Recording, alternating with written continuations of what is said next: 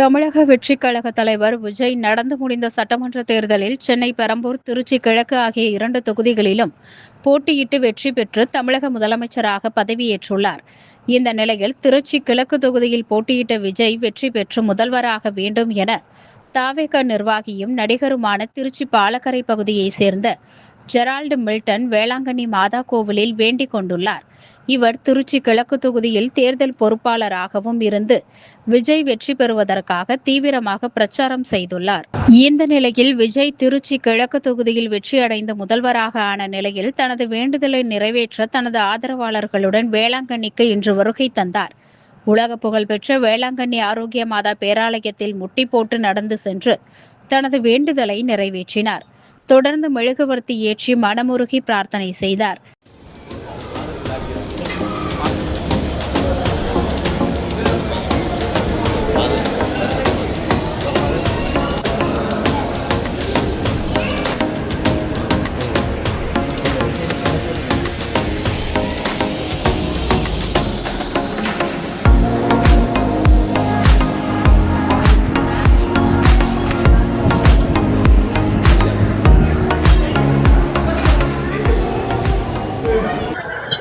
தமிழக வெற்றி கழகம் என்னும் மாபெரும் பேர் இயக்கமாக ஒரு 2 வருட காலமாக தொடங்கப்பட்ட அந்த கட்சி மக்களுடைய பேராதரவால இன்னைக்கு ஆட்சி அமைச்சிருக்கிறாங்க. தளபதி அவர்கள் ஆட்சி அமைக்கணும்னு சொல்லிட்டு கிழக்கு சட்டமன்ற தொகுதியிலேருந்து நாங்கள் வரோம். கிழக்கு சட்டமன்ற தொகுதியுடைய தேர்தல் பொறுப்பாளராக செயலாளர், கழகத்தினுடைய பொதுச் செயலாளரும் மாண்புமிகு அமைச்சருமான அருமை அண்ணன் ஆனந்தன் அவர்கள் எங்களுக்கு அந்த பொறுப்பை வழங்கினாங்க. அந்த பொறுப்பை நாங்கள் பார்த்து இன்னைக்கு தளபதி அவர்கள் அரியணை ஏற்றிருக்கிறாங்க. தமிழ் மக்கள் அனைவருக்கும் நன்றியை சொல்லிட்டு அதுக்கு நாங்கள் நன்றி கடனா நாங்கள் வேண்டுதலை வச்சிருந்தோம்.